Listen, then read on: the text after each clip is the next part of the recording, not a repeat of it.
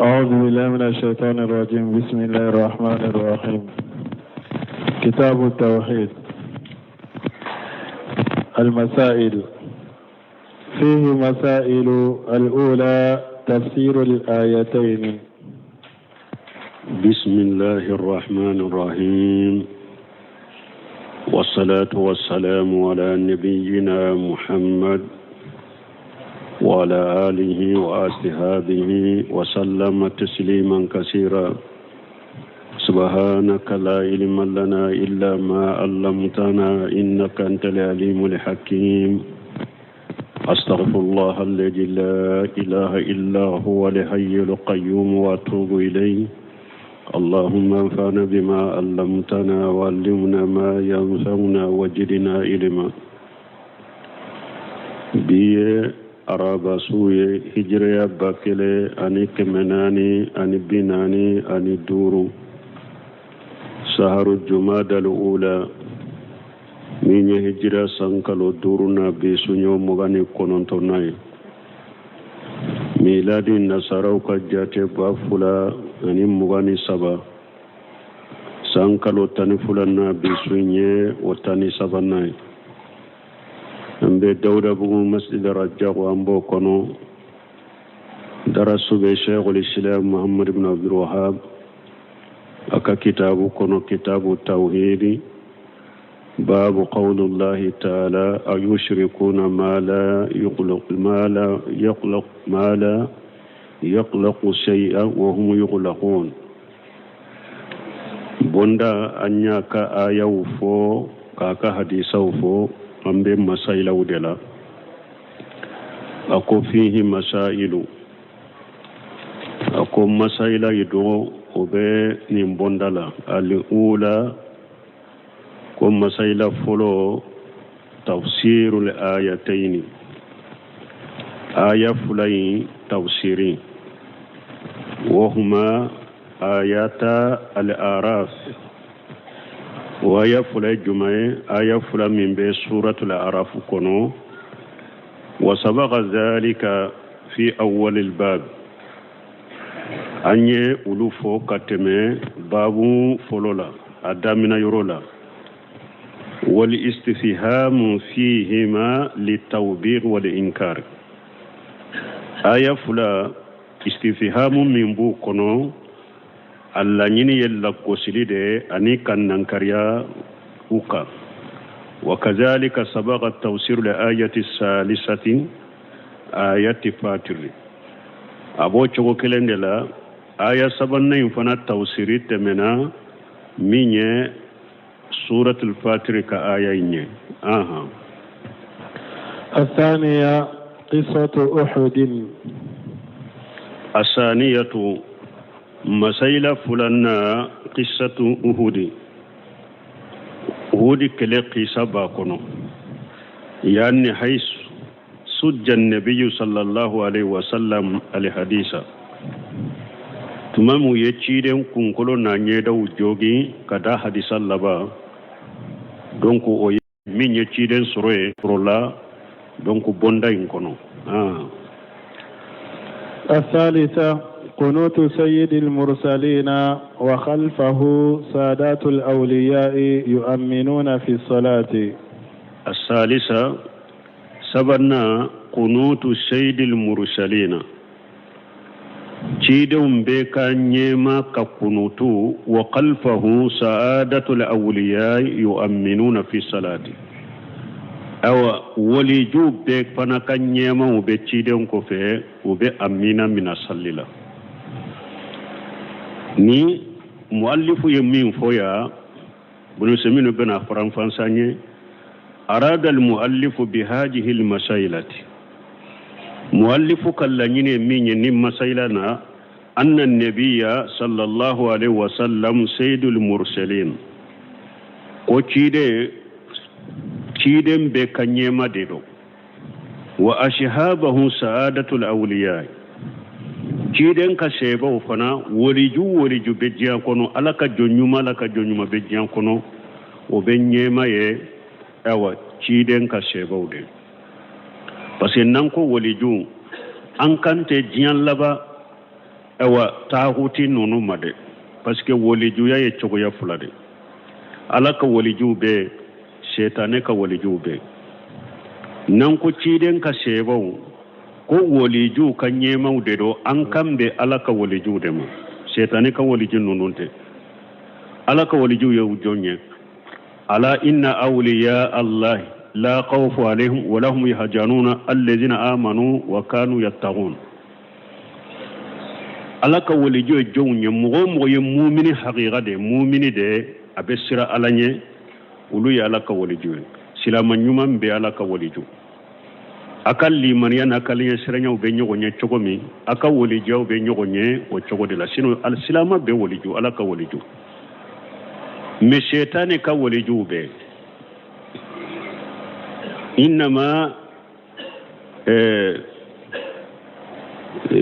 innama jalikum min ash-shaytani yuqawwifu awliya'ahu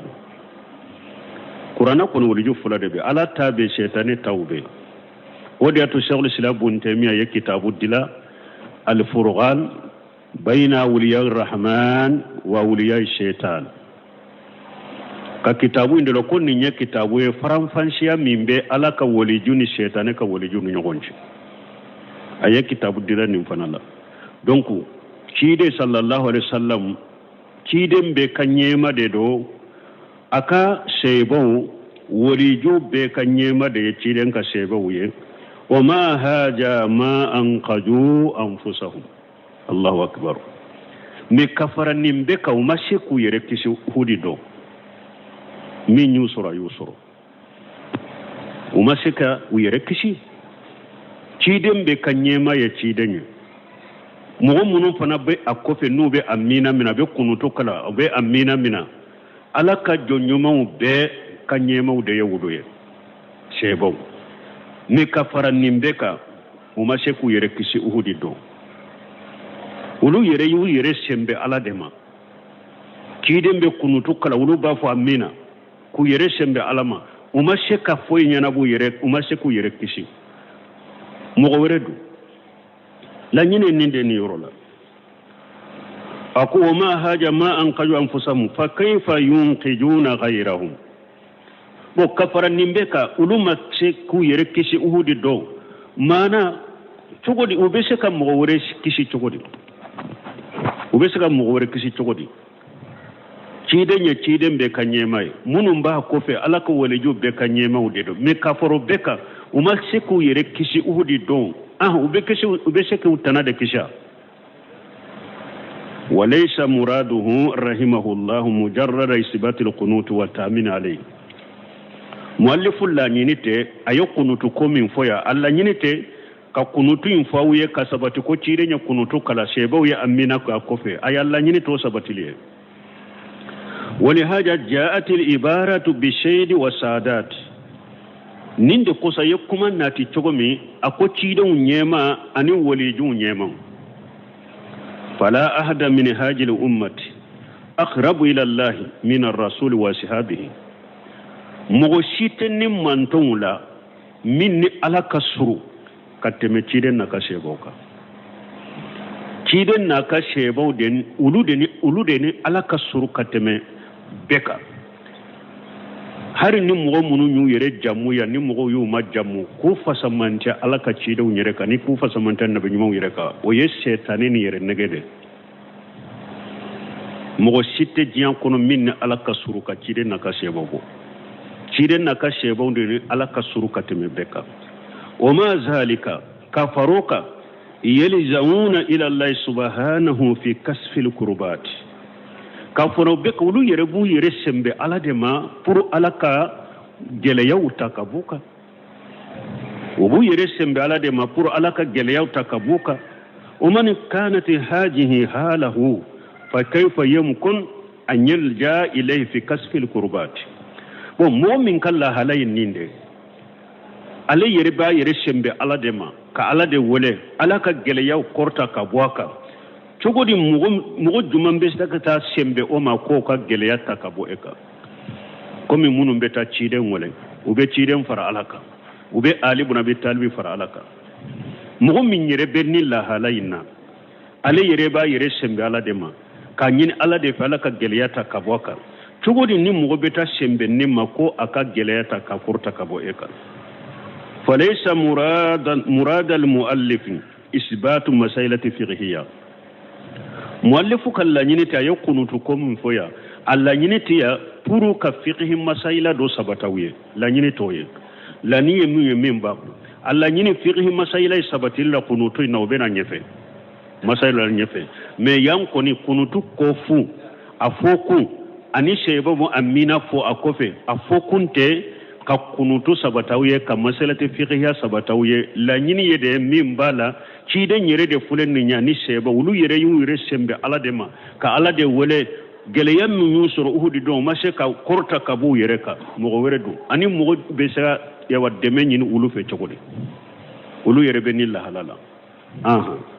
الرابعة أن المدعو عليهم كفار.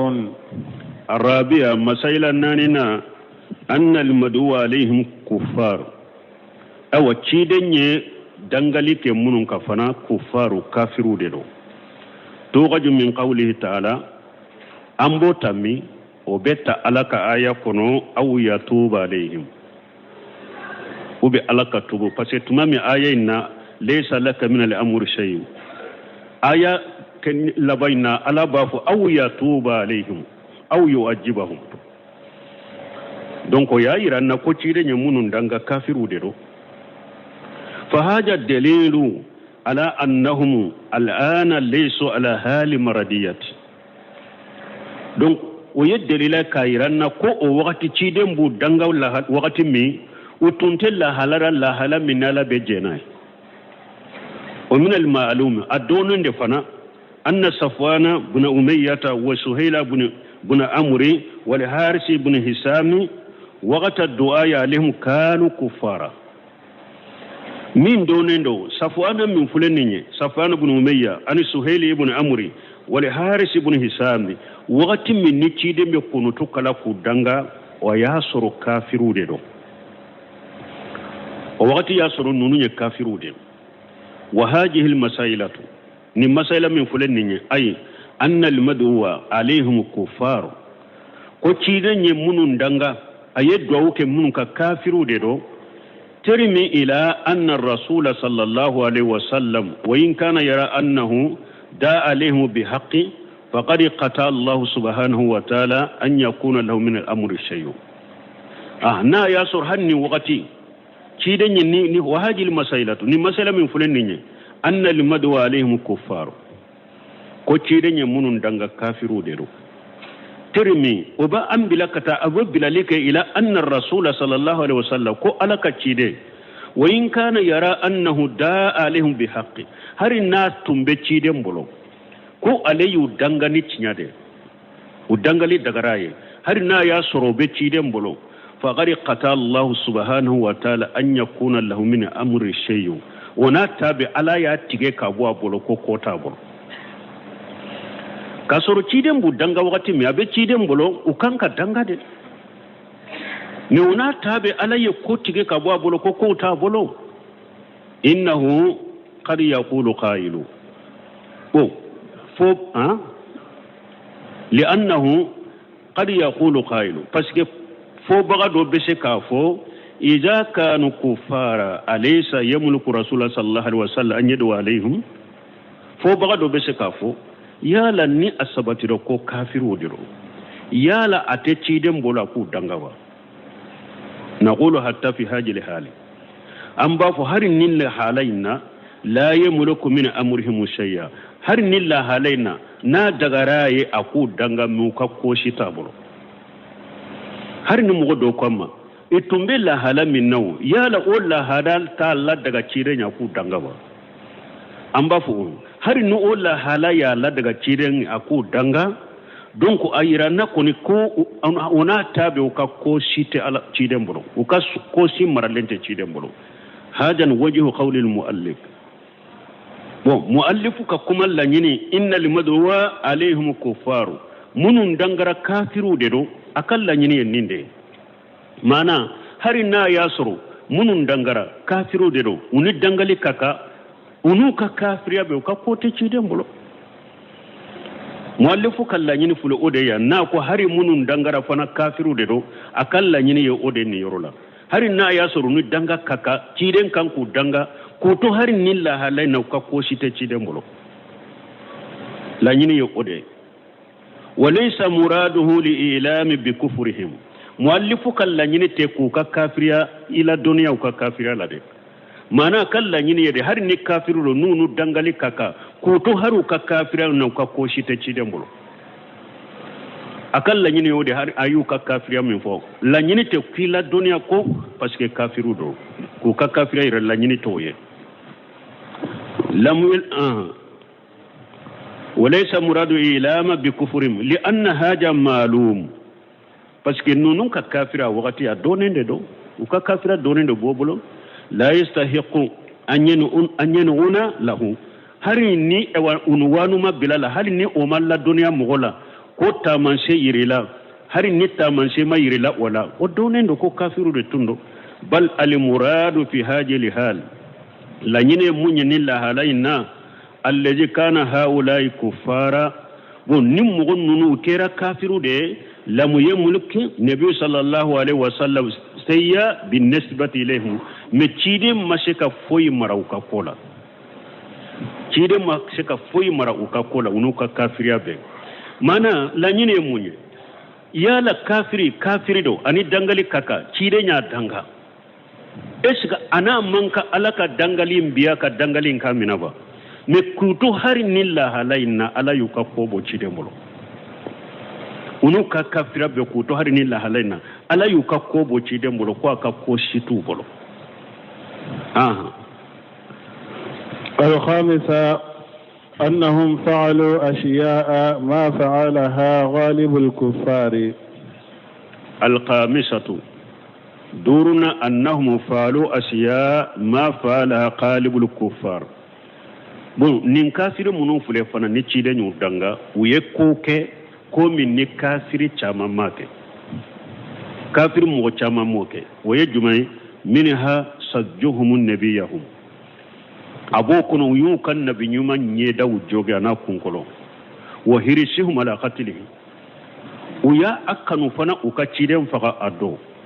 wa minha tamsilu bil qatla ado uyu nin jugu yani silama sununu seri sumunu yunnu njiguna nuye comme hamuja nunu ka disi faraka binyebo donc ka ewa seun ni feun tige uyu dusukun jugu yani silama suye seri suye odo nin kafiri nunu ma annahum banu ammihim ka faraka fana fule ka munu fakate ko dusukun jugu fakate kasur ubunanke deunde do be balimaw parce que uhudi mo munu saray sedi su munu saray pureshi gan kaw bula makan kam munu kafiru munu nyu faga o panin cini deunde do ansaru fana bula uye minke cide nyi munu ndanga ado uye minke kafiri chamambe dugu koloko ma nyogona fe tumama inni fa ko al khamis annahum falu ashiya ma falaha qalibul kuffar ay annahum ma kufurihim mana kafara nunun ka kafiriyaka kanu muatadina ya dantido tundo kafiru de do kafara ka kafiriyaka mo ya dantundo fana katimu ka kafiriyinka wama zalika qila lahum fi haqqihim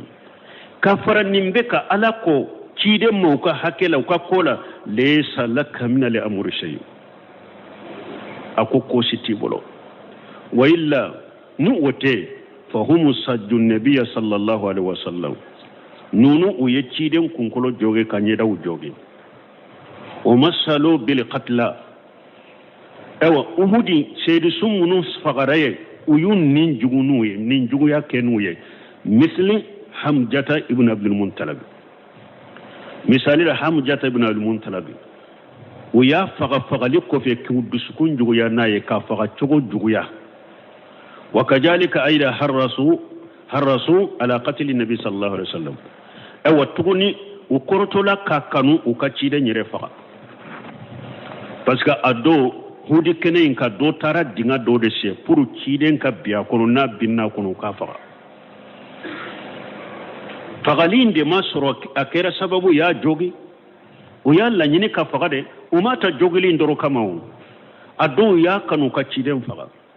ma anna kulla haula fihim bani ammihim wa fihim min al ansari bo kafara nimbeka ufule kam mo munum faga fana uhudi do o bunanke dem bula madinan ka bula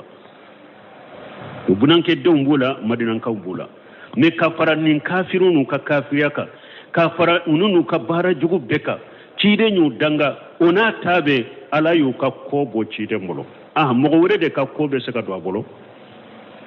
la nyini yo wode السادسة أنزل الله عليه في ذلك ليس لك من الأمر شيء. السادسة ورنا أنزل الله عليه في ذلك ليس لك من الأمر شيء على آيات جاكا كوكو شتي بولو أنزل الله عليه في ذلك على آيات جاكا أوكي باريالا ليس لك من الأمر شيء كوكو شتي بولو أي ما تقدم من الأمور كافر أن يكون منوفو كاتمي كو كافرو ديرو أبو دنگا وقت مي كافرو ديرو ewa uye chide nyere jogi fana uye ewa chide ewa uya kanu kafa uye sheba munun faga ye fana sherisu munun faga uyu unin juguyani u fagali ye fana kafara ko ubunanke deunde do me kafara nimbeka de ala ko chide ma ko foyti bolo allati taqtadi an yakuna lin nabi sallallahu alaihi wasallam haqqu bi an yadu alaihim uye konke ko munu ni abe hakke di cide ma ko ciden ku danga kafaro be ka cide nyu danga anjalallahu laysa laka min al amri shay'un alay aya jigi ko cide ma ko siti bolo fal amru lillahi wahdahu ko be ala de tay ko ye ala kelempe de tay fa ija kana ar-rasul sallallahu alaihi wasallam qad qutiya anhu haja shay'un bon ni ciden kera sisa nu ye ni alla ye nin ko intige kabo abolo fa khairuhum min babi aula ciden tana wode kaka alaka ko bettige kabo bolo ko foite boro hadama dende do kafara nimbe kan ni alla ye ko bettige kabo ciden bolo ko foitale bolo ciden tana do ede bese ka fenke mo la fembe de bolo fembe tigela ede kabo ede bolo kateme abe katuni السابعة قوله أو يتوب عليهم أو يعذبهم فتاب عليهم فآمنوا. السابعة قوله مسيلا ولن فلنا ألك كما أو يتوب عليهم أو يعذبهم وبي ألنا توبكوية ما ألنا أولا جابا فتاب عليهم فآمنوا ewa cide nya mugo munum kere ya kunuto la ku wele no to ko danga ala ye tubu ke ubeye uliman yara fataba alihim fa amanu wa haja dalilu ala kamali sultani llahi wa qudratihi ni ala ko konni ala ye tube ko ye ku liman yara ni nye dalilaye ka ala kam masaya dafale na ka sheba ya dafale ko yiranna فهؤلاء الذين جرى منهم ما جرى تاب الله عليهم نم مغمون فلنني نفهم بوليلا وبولو كفهم كي يمين كي على يتوبوا كوي وآمنوا ولمن يرى لأن الأمر كله بيده سبحانه بس كي كوب بي على دي بولو مسمي سين علينا وهو الذي يجل من يشاء ويعز من يشاء ala de masay nabe mugo dogoya min dogoyali ya jia abe mugo bonya min bonyali na kurtali ya jia o min zalika ma jara min umar radiyallahu anhu qabla islami abu kuno min temena min bolila umaru yere bolo sani umaru ka islamiya min al adawati zahirati lil islam sani umaru ka islamiya aka juguya bangalende tundo islamiya ka umar ibn khattab وما جرى منه بعد إسلامه من الولايات أو أكا إسلامية فنا كوفي مين بوليلا أبولو من الولايات مين إوا على بيسي نغنيالي ونصرة لدين الله تعالى أني على كدين الدفال مين بوليلا أبولو فنا لا نمبebe على كمسايا من ولايات ونصرة لدين الله تعالى dina bisi nyogonya min sorola ni dina demeli min sorola bolo waliya wala jonyuma ya min sorola bolo ani dina demeli min sorola bolo aka silami ali ko fe fana donendo donc ni nye munye ayen ni fo munye mana nunum bebe alaka masaya yira ka umaru to sana ka silamiya aye juya bangale min ta ka silamiya segere ana ka silamiya ko fe aye bisi nyogonya nyuma minta ani ka demeli minta ka silamiya segere ni bebe alaka masaya yirana ana ka sheba ya dafali فرسول الله صلى الله عليه وسلم ومن دونه على كتشيدين أن مؤمنون بتشيدين كرو لا يستطيعون أن يخيروا شيئا من أمر الله وتسك فوين يلما على كقولا وتسك فوين يلما على كقولا تشيدين أن مؤمنون بتشيدين كرو وتسك فوين يلما على كنيامر كونا ni ala ko min be ke mo shite se ko yelema wallahu qalibu ala amrihi walakin aksara an-nas la ya'lamun ala ko ala de yeshe masaya ka kola na ko be ko min ke chogo ma bo ko chogo dara mo shite se ko bari ako me mo chaman to de do ni mo chama yen nunundo be son ko ni ya chama ni hasiriya chama abe dabilaw parce que ni e ya do ko ala ka e wa kola ni ala ko be min ke e ka foi talaite se ka foi nyana bola ni ye odo e be mo hasiriya munna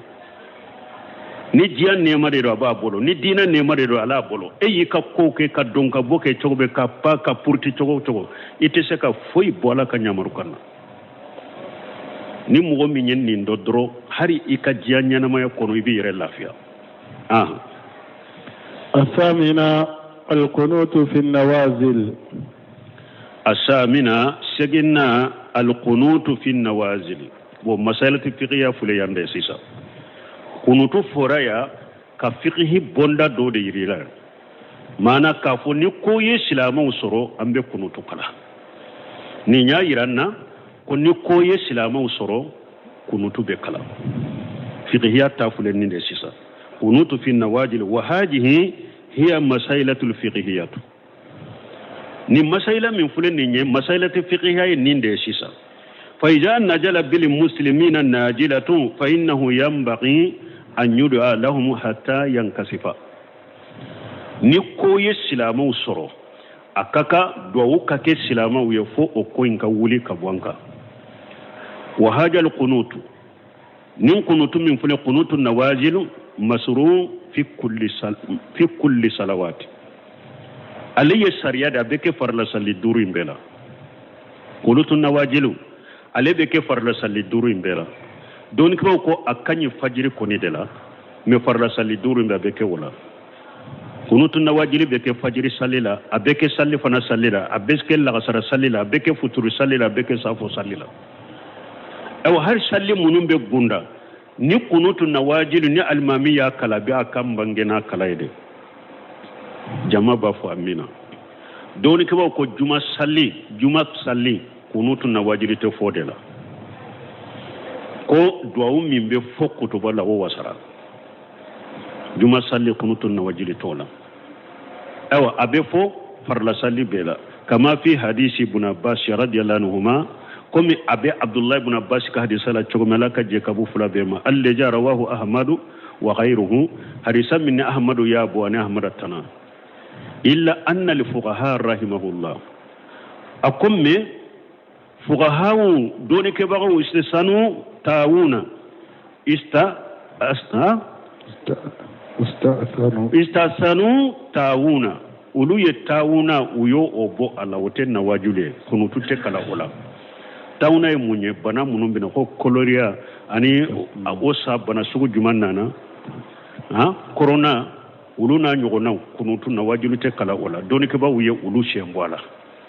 wa qalu la yaqinatu lahu li adami urudi zalika fuqaha ko ante kunutu kala ulu kama parce que ko o mana de lamana wala wa qad waqa fi ahdi umar radiyallahu anhu wa lam yakhnut umaru tilela tauna nana ama kunutu kala umaru tilela tauna nana ama kunutu kala wa li annahu shahadatu awa tawuna in fana ubana sugu fana ni mugo misilama min sara la seedu suya dero fala yanbaghi du'a bi rafi sababi sahadati ko amanka anka du'a ke sababu min beke fem min beke sababu ka hada madenke seedu suye amanka anka du'a ke ko ka kurta seedu suya sababu amanka du'a ke ko ka kurta donc tawuna nunu deri lama sabati la sebo boloku ye kunutu kala kele afulana fuga hawu ko seedu suya sababu dero donc ante kunutu kara makara kunutu ka uluka wuli وجاهر السنة أن القنوت إنما يسرع في النواجل أكو سنة الجاهر بمينيرا قنوت يسرع في النواجل نكو من سنة سلاموكا التي لا تكون من خير الله التي تكون من خير الله كومي ني أبيبو إنما يسرع في النواجل التي تكون من خير الله سنة جاهر بمينيرا kunutu beke ko de la ko min na bora ala tanafe misl inza'il muslimina wa tad'iqi alaihim masala ni doye silamau toro ube ni mo doye silamau koro like silamau ka kunutu be kala odela amma ma kana min fi'lillahi fa innahu la yashra'u lahu ma la yashra'u lahu ma ja'at bihi sunnatu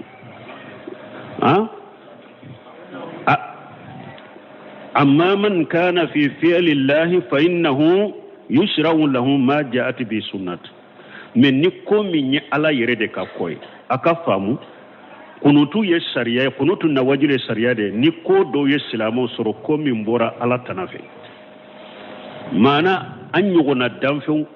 سلامو يرين يغنى الدنفو نو يتورا دولا سي سلامو ما ukera sabo ka tora do la se islamoma kunutu be kala odela men ni koko ye ala yere de ka baraye kunutu na wajilu te kala olade min na sunna la ko o kake o ko masinana ode be ke o ko masinana kunutu te kala misal al kusuf fa yushrawu lahu salatu al kusuf misali la nitile noro minana mimbe eska me kunutu na wajilu kala ambe jumanke salatul kusuf kiyen noro minali salli de be ke o yoro lawde na sunna la wajalajilu suriya lahu salatul kusuf dugu kolo yere iye salatul kusuf do de ko o masariya ni dugu kolo yere kera ambe salatul kusuf de ke ni tile noro yere mana salli min be kede ni dugu kolo yere kera o salli cugu de be ke o de lay munye kama fala ibn abbas radiyallahu anhu comme ibn abbas yake chokomi ibn abbas tilela dugu kolo yere aye salatul kusufu de ke wa qala hadhihi salatul ayati aw ibn abbas ma to lade awa ko fenwo fenye ala yere de ka taman sheda ka kaba ko doye na ya yira hada madawna puru kala sira ninde ya salliye wali jadabu ni sanji dese nana mumbeke eska me kunutu na wajili de kala la yusra'u lahu al-istisqa wa hakaja salatul istisqa de sariya we sanji nyini salli ambode ke wa hakaja nin to de le kata fin kuni ala yire de kabarai na ya jigi jonka sunna ye minke sariya kanko oke wala ambode ke wala ante kunutu na wajili kala wama alimutu li sa'ati hajihi ako abin nin kuma fo wakati mi bunu semin abin nin kuma fo wakati mi ako alema ado fo alebe wakati min alema ado annal qunutan suriya li amr nazil min Allah ko kata fo alebe ewa wakati minna ko alema ado ka fo kunutu kera sariyaye li amr nazala min Allah ko min jigna ka bola yere defe ka kunutu ke sariyaye oma ko ateo do hari sisa lebe wakati minna abe kuma fo wakati min mana te delila dola ka fo ni ko min bora ala yere de fe kana danfew na hada madem nan ka kunutu kala ko ale todo harabe wakati min na ko ale to delila dola bal yud'a lahu bil adiyati al waridati li qasati ako bal kunutu na wajili to ko sugula de ni ko min bora ala de fe ambe duwawu ke o koina ni duwawu kere kere ne duwawu min nana ala lakin ida du'i khala lil muslimina akum minni uye silamu koro ni koroli de koyra silamu ka wa uju uye silamu toro وما شبه ذلك أن نونو نانيغناو فإنه يقنط ولا قنوت بكلا ولا اتباع للسنة في هذه الأمر كتيرين كسنة باتو نينكوينا قنوت نواجل نكو دو يسلامو سرو مانا مغو تورا دو دو يسلامو سرو وي كرولي دو دو يسلامو سرو أمبي قنوت نواجل كلا ثم من الذي يقنط تمامي آيا سبتي كاكي سنة قنوت نواجل نكو يسلامو سرو أمبي قنوت كلا وسبترا جنبي قنوت كلا قنوت كلا مبغي نجوني الإمام الأعجم يا لا سلامو كان يما با ودي بي قنوت كلا با مثالي لا jamana in fulen chogomi jamana in kan nyema yere parce que folo la nyema yere de nyafo ulu de yere de almami ulu de be kutuba kala ya la silamu kan nyema ba o de be kunutun kalawa al imam al ajam aw imam kulli masjid ube misiri kelenkele ka almami o de be kunutun kala aw kullu musalli ube salli ba kelenkele de be ka kunutu kalawa المذهب أن الذي يقنط هو الإمام الأعجم فقط أكم بأحمر بن حنبل كمذهبي ما ولوك مذهبي يودي أكم مذهبي من أحمر بن حنبل كمذهبي إمام الأعجم الإمام باي على درون دبي كنوتو كلا سلامو كان يما بامين بي ودرون دبي كنوتو كلا الذي هو رئيس لأعلى للدولة على مني أو جمانا بيكا نيماي jamana be ka nyema o de be kutun kunutu o de ba kala ahmad ibn hanbal kama jabiri wa qila yaqnatu kullu imamin masjidi kuma fulana tiga ko do ko ay misiri kelenkele almami o de be kunutu kala wa qila yaqnatu kullu musalli kuma sabanna don ko do ko ay salli ba kelenkele de be kunutu kala o huwa shahihu no semino ko o de sahalendo li umumi qawli an-nabi sallallahu alaihi wasallam sallu kama raytumuni usalli kiden ka kuma koso ayi salli kuma ayenye be salli chogomi wa haja yatanawwalu qunutahu sallallahu alaihi wasallam inda nawajiri ako kiden ya ka salli chogomi fo kon ka salli kuma alai anya alaye abe salli chogomi kun nimbe kiden ka kunutu inta ayi kunutu min kefi nawajiri abota wala aka salli cigo de do kunutu nawajili wala abe salli baga kelen de ka ika kunutu kala mais ninnin fora salli baga kelen be kunutu kala mais fo nyama ya ka boyoro dola parce que silamiya fana jamana chana ni silamiya ka fote sika ke fawdai wala so sagu salu fawzani ko akon min ye kunutu nawajilu min salahiyati wali amr har nan ko salli baga be ka kunutu kala misira alma be ka kunutu kala ni woli amuru be silama nyema be anya mariyali kunutu kala a ube nyamare mara kana kunutu kala be wulude boroforo ni woli amuru ye nyamariya di ewa nin ko min fule ka silama soro nin degum min nana nin tora min be silama ka misiri be ka kunutu kala nyamariya bora wole amuru fe ube wole amuru ye munun ka silama nyema jamana kono kam nyamariya duma ni nyamariya bora ulu fe kunutu be kala misiru bela a ube nu ko salli baga kelenkele ki ka kunutu kala kuma ye kuma min la saha salli baga kelenkele ibi ka wotiri min na ibi kan nafile min na ka sufila la ibe kunutu kala parce que jinya fule la hala min nasisa kake ni ko do nana doro ewa hari jamana nyere kono do fule ewa do fule afamu baliyala ni ko do nana doro ulubu kadamana kunutu kara fajiri ka misiri la kasoro jamana ka misiru to taka ni nye fawda de ani ka nyogon soso nati jamana kono akanka keda nyamariya kanka kunutu nyamariya kanka bonye mawdefe nin ko masina misiri be ka kunutu kala oda silamiya jamana ka silamu nyogon soso te min nya kala ya kala min makala akoni nyamariya dira ko be ka kunutu kala ni wakati akere kelembe salla akere be misiri mena be kunutu kala jamana ka misiri be kunutu kala nyogon fonko nyogon nya do nyogon soso be o yoro lawa men misiri do aw be ka kunutu kala jonya bilala nin nun ko to ka kunutu kala ube aw ye kunutu kala mo ma worodu de awma min be salli e kofe ale nyana kunutu kala kunte ninye nyogon soso bena misiru la ube atena nyogon soso bena jamana la ube atena kele afulan na jinya fule degere minna woli amuri ani silama nyema de kankalaje nin ko min fule ninye anka jamana ambese ka kunutu kala ka do ke silama uye kafiru munun bake ka kan nin ko inke an ko danga jamana ka tora tala silamiya ka tora tala jamana ka tora tala woli amuru de bo laje ube nyamariya di awma ni no nyamariya madi ni e yere ye kunutu kara na yere abese ka soro awu be jamana min kono aka famo fanga tula kafiru munun bake ka tora jigi silamo ka fanga tula ku kele ubese ka tora la se awma na u ye kunutu kala sisa ko be do ke silamo ye ko lu danga o kera sababu nyesira ube yoro mi yoto e ka nyesha u yere madu tora na no be amana donc nin ko sugu ka kolosi nunun te fawda wuye ka fo nin ko sugu nana nka sago ye menye nka doni menye ko ke wote misiri kelen kele be kunuto kala mami kelen kele be kunuto kala min ko sugu an ku to walila amru bolo ambe jamana min ko na nyemaw ani munu mba akasila ma nyemala an ka ko to ulu bolo nu ye nyamariya liddi ko kunuto kala ko min na kunuto na wajila kakala ni mo nyamariya di ni e ba fe ka duawu ke e balima silamaw be we yoro me asera yere yirama isujuru to ite duawu ke ala tamea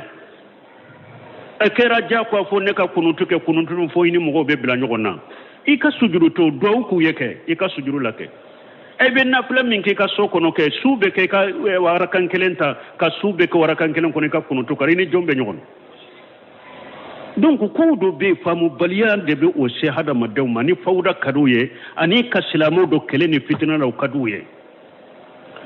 no boray kunutu nawajilu infana ani kunutu wotri te kele nyade do be tajo o kunutu mu yero bu yere bilala haru tese ake chogola allahumma hadaina fi man hadaita allahumma afina fi man o de be kara kunutu nawajilu la utekana kunutu na wajilu law kunutu na wajilu autemina la cide nyemufo allahumma ali ana fulana wa fulana wa fulana esiga hari asallira ciden kawla esiga kunutu ndamina to ya Allah tanwire odi ato do ko kunutu na wajilu fiqh kalamba do be saudiya abak Allah meka chaya o suwairi abdul salam suwairi ayeta ayekka seti dafale de bo erikele ni konnin kama kunutu nawajil ka seti dafale erikele ni ko sariya bala kechego bala doni ke baw yemmin fala ka seti kele erikele ni ko kunutu nawajil ayeta atere sarsa kalamme dina tede ko be wuli drombe kare ko la tembu ken nyirete do hari doni ke baga wudoko kunutu nawajilu ko ite salli cidenga ite ala tanuke ala doni ke baw doyo ko yere ako misale suwiri bo ako misalila ako ni tasuma ye emina sisa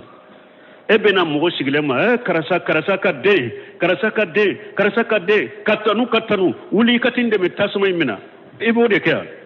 ibina de karasa yinde me tasuma yimina ayena ndeme me ni enana eko ibe jwale kunaka majamu fuloki makofo kunutu nawajilu ko min bi ka direct ibe ala delala ko de uri ka korta ka boyka mun baje bafo akwa masabati ko ewa kunutu nawajil tilen de la ka salli cidenka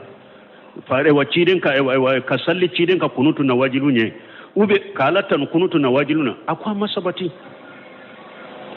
masabati ako min ni mo min yake ambilla duniya la anta ke komi ye ewa inkaru bake ika me iman ka ke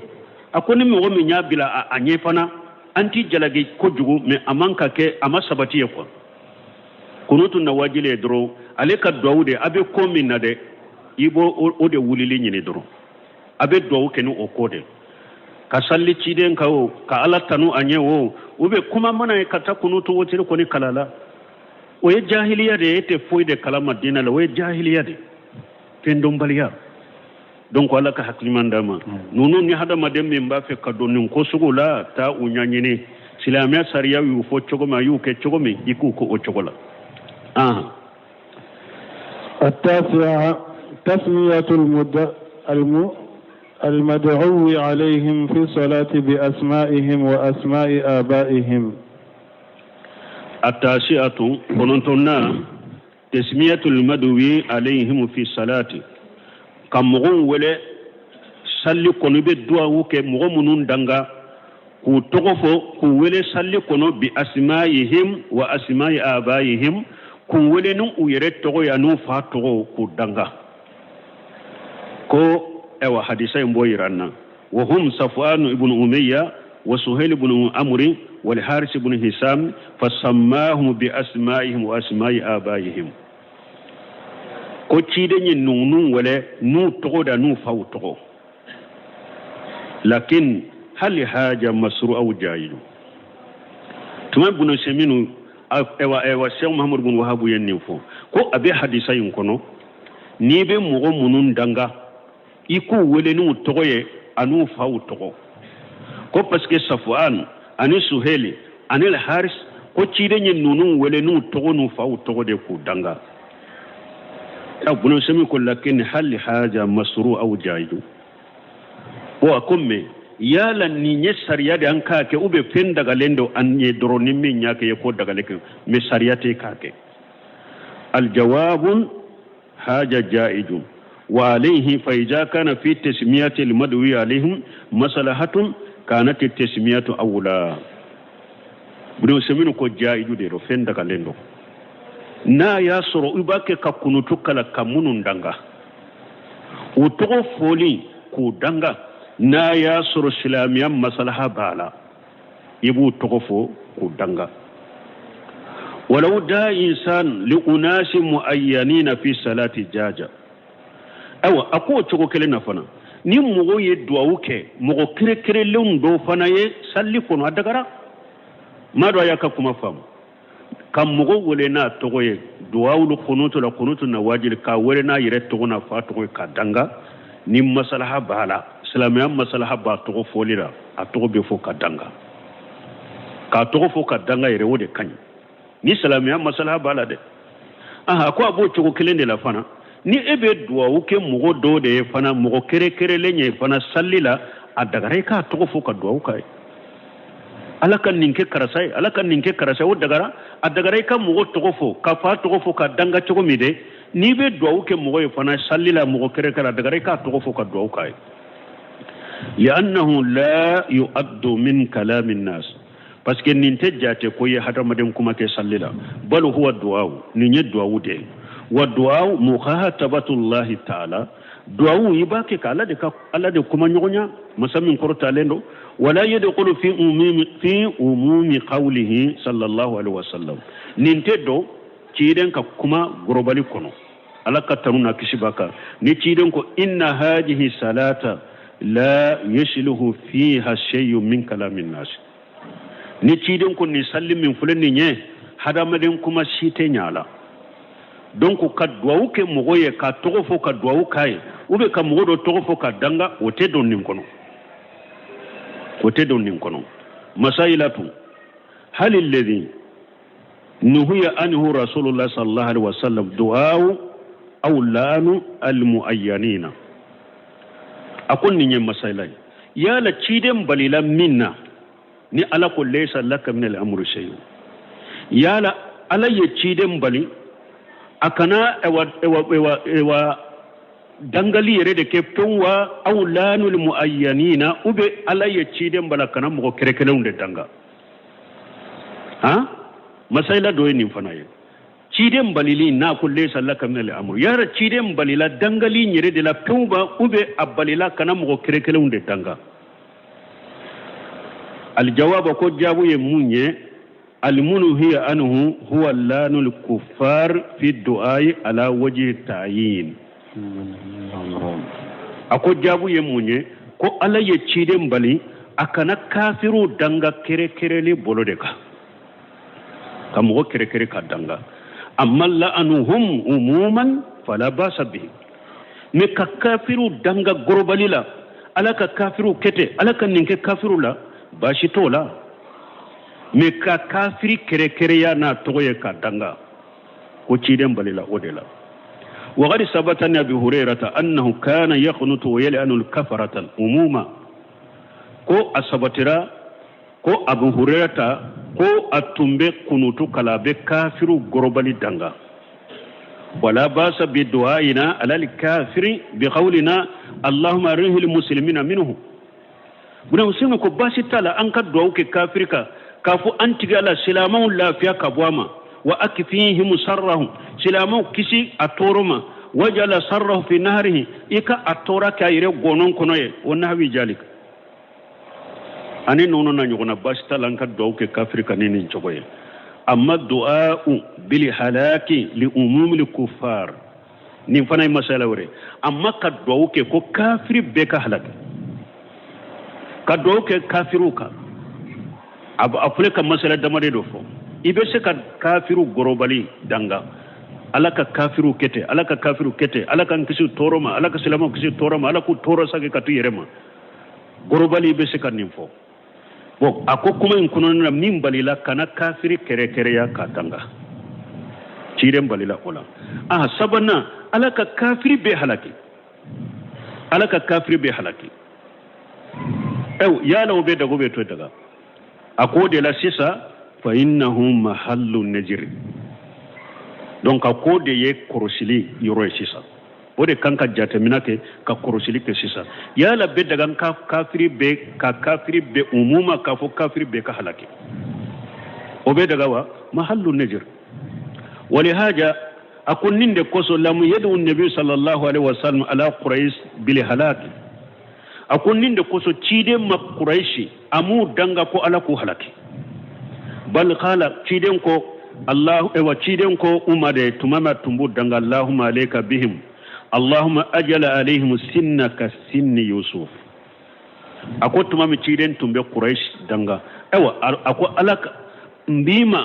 نويه ألا إيكا سنجلمو دو بلوكا كوميش يوسف يسنجلما ولون فلا مينفو أكا سوغو لكالين كنو إيكا سنجلما ولون فلا بللا كومو چوغو مچيدين ما ألا دلقوا لكو بحلك وهاجا دعا عليهم بالتدهيق ciden fule ka duwawu min ke quraishi ka dangali min ke quraishi ka ayu danga alaka degunde lasuma watadiqu qad yakunu min musalahati zalimin ewa degun fana ka tonyali ke lasoro degun be se ka ke yere ka masalaha yere bi haysu yarju ila allah an julumihi ni allah yetonyali ke la degun be ke degun sele e ma degun be ke abese ka ke sabo ka ke ma herai parce que abese ki sage ka botonyali la فالمهم أكون مهم يموني أن الدعاء بالهلاك لجميع الكفار عندي تردد فيه أكون من يكدعوك كدنغلك كو ألاك كافر بهلاكي كو تكنا ساقب عليه بولو أولا وما سايلا يا لا بيتك وبأتدك أكو عليه تكنا ساقلين بأولا وغير يستدل بالدعاء قبيب حيث قال اللهم أحسيهم عددا ولا تبق منهم أحدا أقول دو بسي كاكا دليلا كي قبيب كهدساي تمامي كافر يو قبيب منا ko قبيب كو ألا إيكو بكا جاتي منا إيكو بي جاتي كودو ألا إيكنا مغشتو أولا دو بسي كا دليلا كي ني حديثاي على جواز جالك قبيب كبه ودواو من فلنيني دو بسي كا دليلا كي ني كوا دغرا أنك كافر دنگا قولا بحلك لأنه وقع في أحد رسول الله صلى الله عليه وسلم parce que قبيب دعاو من فلنيني أكيرا تشيدين تلدلا ولأن الأمر وقع كما دا قبيب أيكو دعاو من كتشغمي فنا يمونون دنگا كدنگا لهم فوكا تشغمي أكيرا وشغلا فنا فإنه ما بغي منهم أحد على أراس الحول قبيب يمو حكم من دنگا تكافرولا sambe yele mamu kelema tula besara sammat meula abe halakira wala mu yumkinu Allah ta'ala zalika alama ninnan kariya kubebu bolo wala ankarahu an-nabi sallallahu alaihi wasallam ciden fanama nan kariya bal inna ijabata Allah du'ahu yadullu ala irdahu bihi wa khirarihi alayhi bal niya ya ala ya kadwa win jabi o bayira ko ala yirejena nani koynye ala ya sabati koyn kade فهذا قد يستدل بها على جواز الدعاء على الكفار بالهلاك وكو كوبيبو كا دانغالي من فلان ني مودو بيشي كا دليلا كنين ني كو ادغارا انكا كافر بدانغا كو لا كافر بهلاك لكن يهتز ان ينظر في القصه اكم ما بها تجيا حرب بقصه انكا كلوشي انكا لاجي فقد يكون لها اسباب قصه اي قصه بنين قصه ibasoro ewa sababu kere lendo bala la ta'atan fi kulli shay o sababu inte se ka do fembela hari binnin qisa min fulen nyere ako sani ka della kini nya hari bakanka korosi ibasoro kubebe ka qisa min fulen nye ni nana ni sababu kere lendo ye o sababu inte se ka do koy ko bela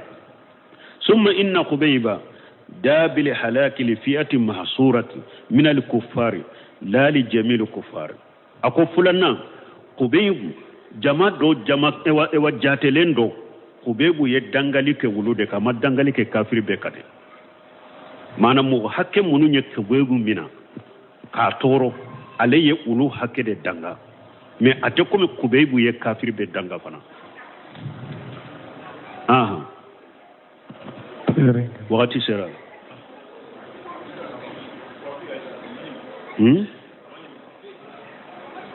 Watin kinyawa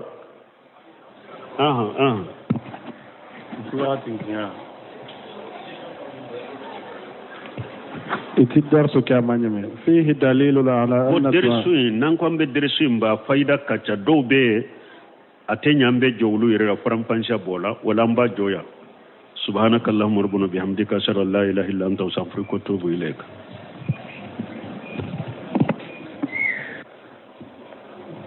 أعوذ بالله من الشيطان الرجيم بسم الله الرحمن الرحيم كتاب التوحيد المسائل فيه مسائل الأولى تفسير الآيتين بسم الله الرحمن الرحيم والصلاة والسلام على نبينا محمد وعلى آله وأصحابه وسلم تسليما كثيرا سبحانك لا علم لنا إلا ما علمتنا إنك أنت العليم الحكيم أستغفر الله الذي لا إله إلا هو الحي القيوم وأتوب إليه اللهم انفعنا بما علمتنا وعلمنا ما ينفعنا وزدنا علما araba suye hijriya bakele ani kemenani ani binani ani duru saharu jumada al-ula minye hijra sankalo duru na bisunyo mogani kononto nai miladi nasarau ka jate bafula ani mogani saba sankalo tani fulana bisunye otani saba nai ambe dawda bugu masjid rajab ambo kono darasu be Sheikh al-Islam Muhammad ibn Abdul Wahhab aka kitabu kono kitabu tauhid babu qawlullahi ta'ala ayushrikuna ma la yakhluqu shay'an wa hum yakhluqun